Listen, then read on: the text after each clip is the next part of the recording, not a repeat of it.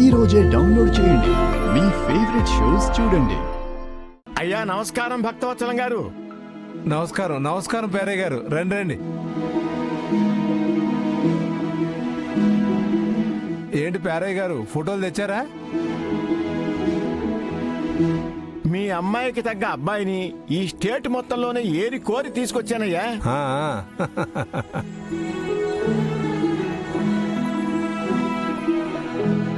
అయితే ఫొటోస్ చూపించండి, మేము చూస్తాము. అలాగేనమ్మా.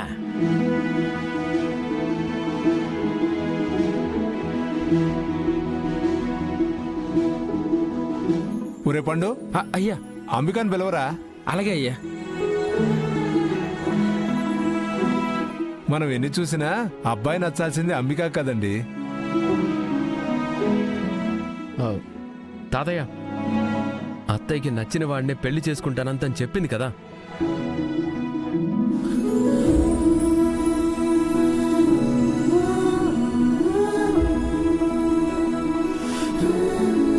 కూర్చోమ్మా, రా.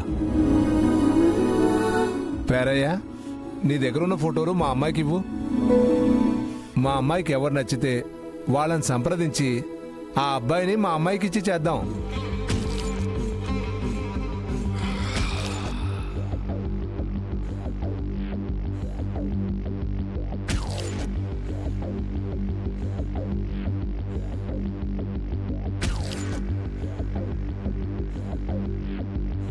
నాకు వీళ్ళల్లో ఎవరూ నచ్చలేదు.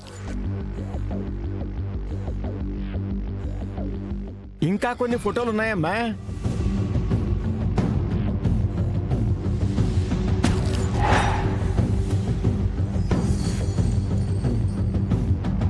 అయ్యయ్యో, కింద పడిపోయమ్మా, తీస్తానుండు.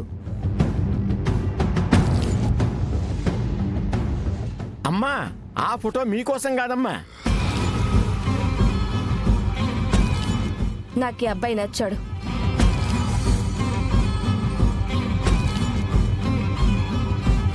అతను నచ్చాడా? అవునక్క, నాకితనే నచ్చాడు.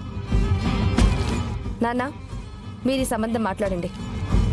పిన్ని, అబ్బాయిది మన రాష్ట్రం కాదు, మన కులం కాదు, మన మతం కూడా అయ్యుండదు. అతనెందుకు? వేరే ఫోటోలు చూడు. లేదు, నాకితనే నచ్చాడు. సరే, తనకు నచ్చితే చాలు కదమ్మా. మనం కూడా తనకు నచ్చినట్టే పెళ్లి చేస్తామని చెప్పాం కదా, ఆ మాట ప్రకారమే చేద్దాం. పేరయ్య గారు, పెళ్లి చూపులు ఏర్పాటు చేయండి. అలాగే అయ్యా. వెళ్ళొస్తానయ్యా. మంచిది మంచిది.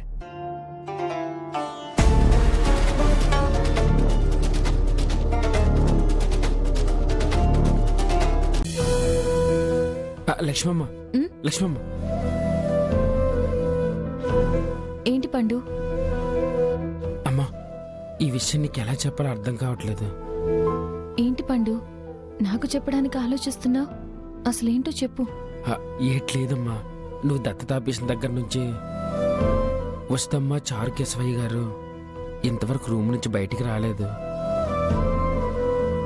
ఇప్పటి వరకు తిండే తెలియలేదమ్మా. అయ్యో పాపం, పిన్ని బాబాయ్ ఫీల్ అవుతున్నట్టున్నారు. నేను తినడానికి పిలిచినానమ్మా, కానీ వాళ్ళు రావటం లేదు. మనకి విషయం ముందే చెప్పాలి కదా పండు. అంటే అమ్మా, మళ్ళీ నువ్వేటనుకుందని చెప్పలేదు. ఏంటి పండు ఇది? సరే, పద వెళ్దాం.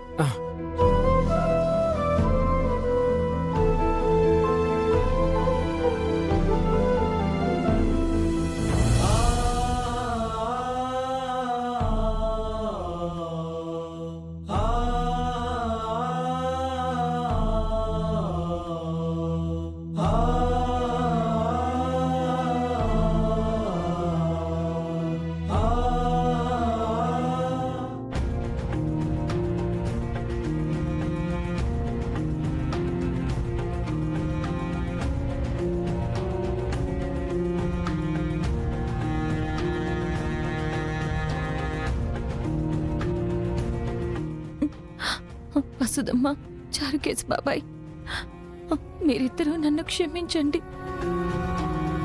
అయ్యో ఏంటమ్మా ఇది? నన్ను దత్తత తీసుకునే విషయంలో మీరు చాలా ఫీల్ అయ్యారు. నేను చివరి నిమిషంలో అలా చేయడం కరెక్ట్ కాదు. నన్ను మీరిద్దరూ క్షమించాలి.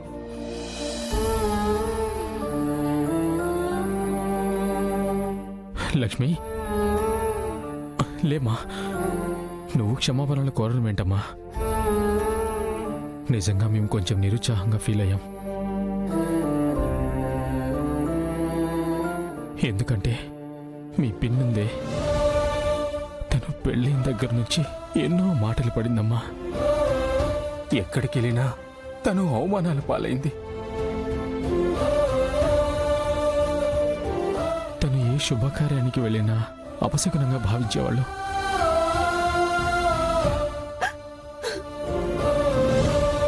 ఇన్ని మాటలు పడిన తర్వాత, మొదటిసారి నిన్ను దత్తత తీసుకోవాలని నిర్ణయించుకున్న తర్వాత, దాని మొహంలో మొదటిసారి నేను సంతోషం చూశానమ్మా.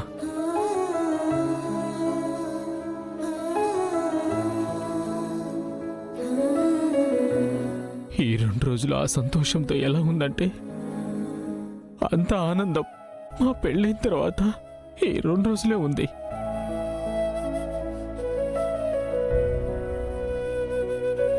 అలాంటిది అమ్మ అనే పిలుపుకి అడుగు దూరంలో ఆగిపోవాల్సి వచ్చిందనేది తెలుసుకోలేకపోయిందమ్మా.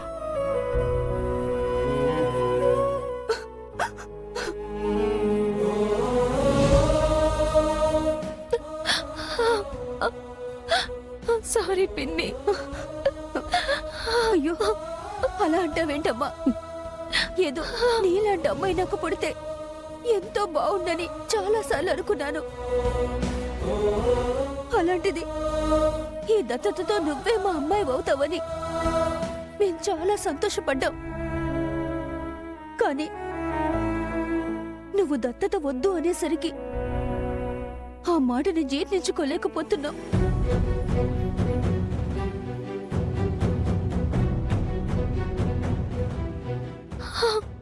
అమ్మా, నేనలా దత్తత ఆపడానికి ఒక కారణం ఉందమ్మా. మా అమ్మ నాన్నలు బతికుండగానే వాళ్ళకి ఈ నిర్ణయం చెప్పకుండా నేను దత్తతకి వెళ్ళడం మంచిది కాదని నేను వద్దని చెప్పాను. ఈ విషయం మీకు ముందే చెప్పుంటే బాగుండేది, కానీ కుదరలేదమ్మా. బాధపడకమ్మా. వస్తుందా ఏంటిప్పుడు? దత్తత తీసుకుంటేనే లక్ష్మి మన కూతురు అవుతుందా? ఎవరేమనుకున్నా దత్తతైనా అవ్వకపోయినా లక్ష్మి మన కూతురే.